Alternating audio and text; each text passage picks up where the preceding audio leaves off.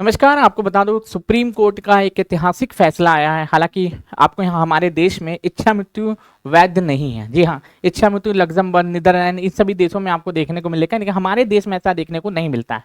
लेकिन पिछले 13 साल से एक व्यक्ति जिनका नाम है हरीश राणा, वो कोमा में थे। अब उनके परिवार वाले भी डॉक्टर से मिलते जुलते इलाज कराते कराते थक चुके थे और साथ ही साथ डॉक्टर्स ने भी जवाब दे दिया था कि अब ये बचने वाले नहीं हैं। तो इतिहास में पहली बार ऐसा भारत में हुआ है कि 13 साल से एक व्यक्ति जो कोमा में था, उसको क्या दिया गया है मेरे भाई, सुप्रीम कोर्ट के द्वारा क्या दिया गया है, मृत्यु का अधिकार प्राप्त किया गया है। यानी कि मृत्यु का इच्छा मृत्यु का अधिकार दिया गया है। अब जैसे कि होगा क्या, जरूरी थोड़ा कि इंजेक्शन देके मार दिया जाएगा। जिस वेंटिलेटर पे जिस ऑक्सीजन के से जरिए वो जिंदा थे वो हटा दिया जाएगा, नॉर्मल तरीके से उनके क्या हो जाएगी, मृत्यु हो जाएगी।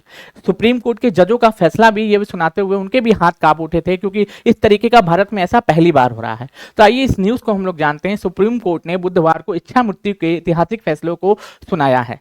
लगभग 13 साल से कोमा में रह रहे हरीश राणा को इच्छा मृत्यु यानी कि पैसिव यूथेनेसिया की मंजूरी दे दी गई है।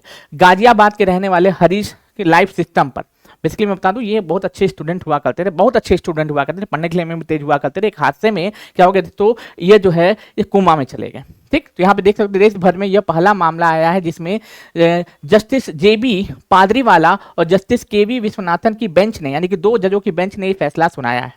निर्देश दिया गया है कि हरीश के लाइफ सपोर्ट सिस्टम को चरणबद्ध तरीके से हटाया जाए। यह प्रोसेस किस तरीके से होगा इसको भी हम लोग जानते हैं। जैसे कि मैंने बोला ना कि अब इनको नॉर्मल तरीके से छोड़ दिया जाएगा। जिस वेंटिलेटर पे जिस मशीन के जरिए क्या थे दोस्तों चल रहे थे, अब वो धीरे धीरे करके इसको हटा दिया जाएगा।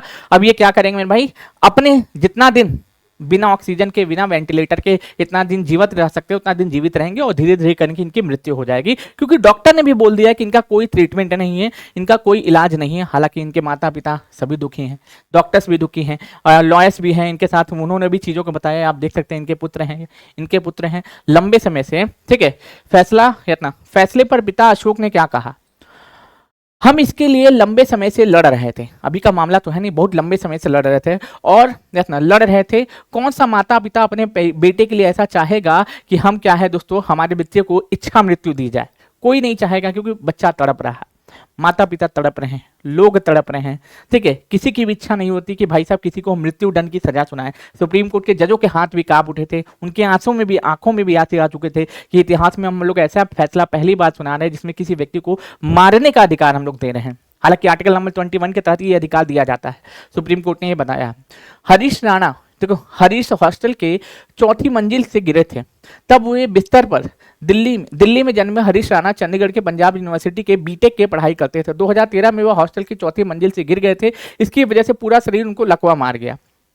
वह कुछ ना बोल सकते हैं, ना कुछ महसूस कर सकते हैं, बस किसी तरीके से जी रहे थे। यही है आपके हरीश राणा।